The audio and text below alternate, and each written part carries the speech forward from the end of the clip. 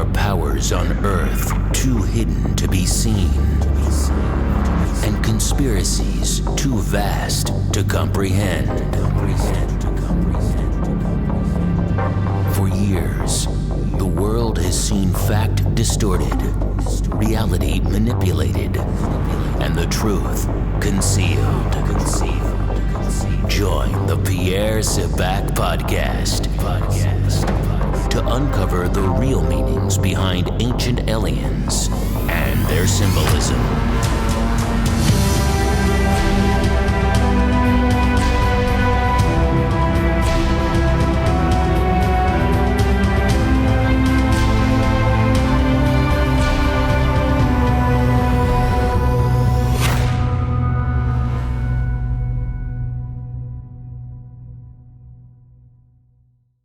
Hi, this is Pierre Sabak, unlocking the keys to the mysteries. Now today I want to talk about the Jinn, and in particular I want to look at the idea that the Jinn are actually a physical race of being who have deconstructed the physical parameters of reality. So very much like the species of the human being, we can argue that the Jinn and also the archon, that they possess a spirit or a soul. They're also considered therefore to be living creatures, and that can be understood to be spiritual beings. Now, we can see, therefore, that emphasized within the Judaic and the Hellenistic traditions, the Jinn and the archon are often described in context to the elakeh. Now, the term elakeh is a polymorphic word. It's often translated as a living god, but the terminology elakeh can also be translated as a high creature. So an elakeh in this respect can really be understood to be, in a modern parlance, a type of extraterrestrial biological entity. And we know that this is true because of their relationship in the Judaic traditions to the naval tradition. In particular, this idea that the angels are identified with sailors and are therefore viewed as a type of angelic mariner or a type of angelic sailor. Now, the elakeh are contrasted. So the elakeh, a living, a high creature or a living god, they are contrasted with the ru'akh, the high spirits, and they can really be understood to be a dematerialized form of the elakeh, which are these high creatures. Now, interchangeable, we can say that both the Jinn, or Djinn, which is a serpent or worm, in the Greek tradition, archon, which is coming from the Babylonian root, archon, which is a type of seraph, which would put the archon as a type of seraphim angel. And again, we're seeing that there is this, if you like, juxtaposition between archon, which is traditionally translated as a ruler or a type of angel, which is correlated with an archangel, but again, within the Arabic, Akim is a sovereign or a ruler. So there is this, if you like, this consistency or this lineage, which is identified both with the angels and then this royal fraternity, which are identified with kingship being a signifier of the angelic sailor. Now, the archons, therefore, can be understood to be a type of creature, and they are represented in the Apocrypha texts typically as solid and real. Now, according to Gnostic thinking, the archons, and again, we can really understand that the archons are very closely aligned to the daemons and the Jinn. We can really understand that they're not just intransient entities. Yes, they can dematerialize as the ru'akh Elohim, the high spirits, but they are very much aligned with the elakeh, which is a type of living creature. And so in this respect, we can understand that the archons and that the Jinn, that they can really be interpreted to be a type of corporal being, a type of physical race. And again, this is actually stated within the Apocrypha and the Hermetica texts. So, for example, I want to look at the idea that these entities are physical beings or are a breed. And we're going to look at the Hermetica, particularly Stobaeus, excerpt 4 from the Discourses of Hermes to Tat. Now, it's very interesting, this quotation. Hermes states, the divinities do not possess bodies made of some special kind of matter, nor are they moved by the soul as we are, for there is no such thing as a race of daemons distinct from other beings. And so this is very interesting because the daemons are really understood in this respect to be very similar to humanity. They are understood to be physical beings. And so Stobaeus is really removing the supernatural element from these beings, which are really understood to be living creatures or living beings, as again described in the Judaic traditions with an elake, which is translated as a living god, but can also translate as a high creature. In this respect, we would describe this as a type of alien. So it's very significant, and there are a number of ideas which are really contained within the passage. Now, this passage from Stobaeus is dated from at least the 1st century AD, and it indicates that within the hermetical circles, that the daemonic races and their auxiliaries, which can be understood to be the archons, as we said before, there is this relationship between archon and arcana seraph, that they are really evaluated to have actual physical bodies.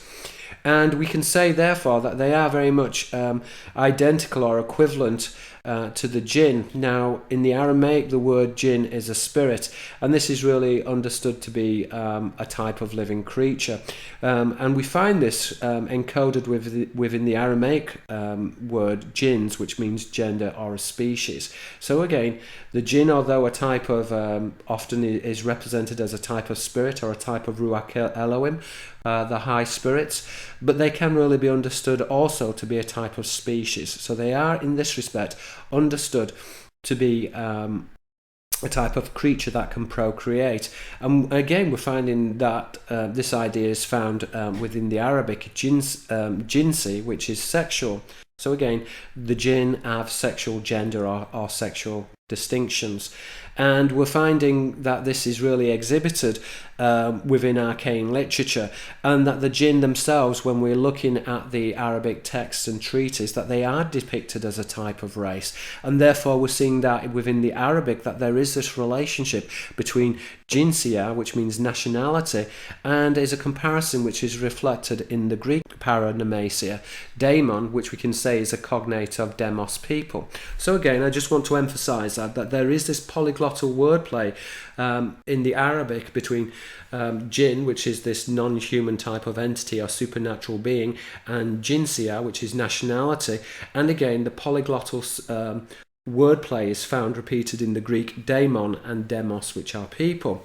So we can argue, therefore, that in summary, the jinn really are considered, although that they're considered to be a type of spirit, that they are understood nevertheless to be able to manifest as flesh and blood beings. And this dichotomy is really understood in terms of the elake, which are the high creatures which can dematerialize, as the ru'akh Elohim, the high spirits. But as I said before, both the elake and the ru'akh Elohim, they are a species of Elohim. The Elohim are the lofty ones or the high ones, generically a god, but they are understood to be these living creatures.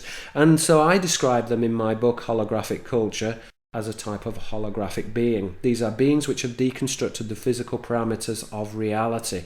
And we're really looking here at a technological species. And the argument for this is obviously found within the book of Ezekiel, which describes the opening wheels, which are carriers of the angels, as constructed objects. So this is another important clue in terms of the origins of the jinn.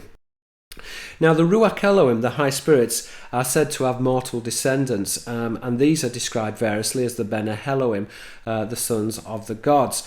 Now, the sons of the gods, the Bene Elohim, are also described variously as Erin, which are the watchers or the shining ones, but the Erin are described as having faces like vipers. So again, the Erin can really be understood to be a type of seraphim, and we're seeing that there is this etymological relationship between the Elohim and Erin, which are the watchers or the shining ones, which we would find in the Greek comparison Theos, God, Theros, the watchers, and Phos, which is light.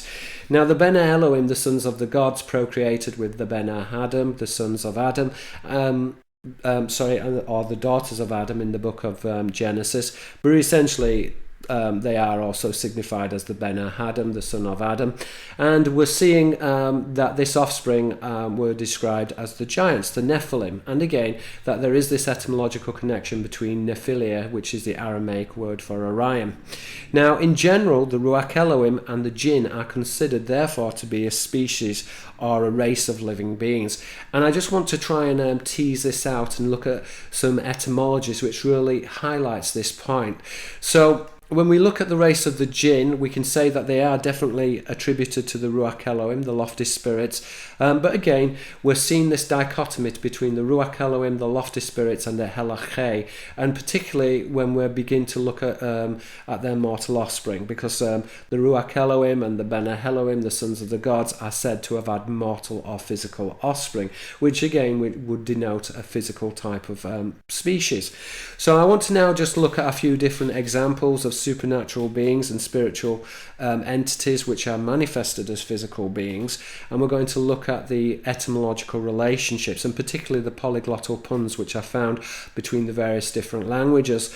So for example, we have jinn, which is a spirit or a supernatural being, and this is very much cognate with jinsia, which is nationality, and this can really be understood to be a progeny of the jinn, a species or a race. As we said before, that there is this connection in the Arabic between jinn and jinns, which is gender or species, and jinsi, which is sexual, and this is very much connected to jinsia, which is nationality or a progeny of the jinn.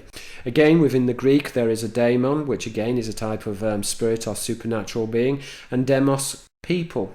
Again, I would argue that the connotation really is of a divine offspring, which we're finding within the biblical traditions of the Ben Elohim, the sons of the gods, and their offspring, which were described as the Nephilim, or in the Greek, the Titans. Again, when we're looking at Allah as well, which is a variation on the Aramaic etymology, Ella, and in the plural, the Elohim. So we're seeing here that there is this relationship between Allah, or Ella in the Aramaic, and Al, which is family, again, and Ali, which is national. And again, this is going back in the biblical traditions to the sons of the gods, which are described variously as the ru'akh Elohim, the high spirits, and their dichotomy with the elakeh, which is a materialized living being, a high creature, a living god. And again, the offspring of these are the Ben Elohim, which are the sons of the gods, which were described in the Testament of Amram as being the Erin, which is a type of watcher or a shining one. They are described as having faces like vipers, so therefore they are the seraphim. So again, the children of the seraphim and the children of mankind are described as the Nephilim or the Titans, which are these type of demigods. Again, within the Greek, we're seeing that there's a relationship between Hemitheos, which is a demigod, and Helmtheos, which is a worm. And again, when we look at the English etymologies as well, again, we're really dealing here with polyglottal wordplay. So there is this comparison, if you like, in English between a familiar, which is a daemon or a spirit, and a family, one who presumably is descended from a familiar. So we're seeing this relationship between this idea of a genetic offspring which are attributed to the gods, whether it's Ella, God, and Al, family, the jinn and jinsia, nationality, daemon and demos, people in the Greek, or in the English, familiar and family. So these are all really polyglottal word plays. So when we review the data, therefore, we can say that the Elohim, the high ones, that they are really, can be really considered to be a rank of divinity, and according to the ancient traditions, are commensurate with the Ben Elohim, the sons of the gods. And by inference, that would make the Ben Elohim, the sons of the gods, who are described in the rabbinical tradition as fallen angels, but by inference, that would infer that they are an Elah, which is a god. And we're seeing again that relationship between Elah in the Aramaic, a god, or a high one, and Al, which is a family. So again, we're seeing that virtually these same types of distinctions are also shared in Aramaic with the jinn, and its comparison in the Arabic to jinsia, nationality. Again, the similar type of word plays are convergent in the Greek with a daemon and demos, which are the people. We can say, therefore, that when we begin to review all of the data, the implication deduced from the symbolism is that the gods are a type of jinn or an angel, and that they are a physical race which have fathered living offspring. And that's basically the argument for the idea that the archons are described as a living race. And as we said before, Stobaeus himself argued that there was no such distinction between an angel and a living being, and that in itself is a very important connection which we might explore in further videos. Okay, that's essentially the video about the living gods. If you've enjoyed this video, then please subscribe to my channel. Please give this video a thumbs up. And again, I would ask that you share these videos around, because I think that this is very important information.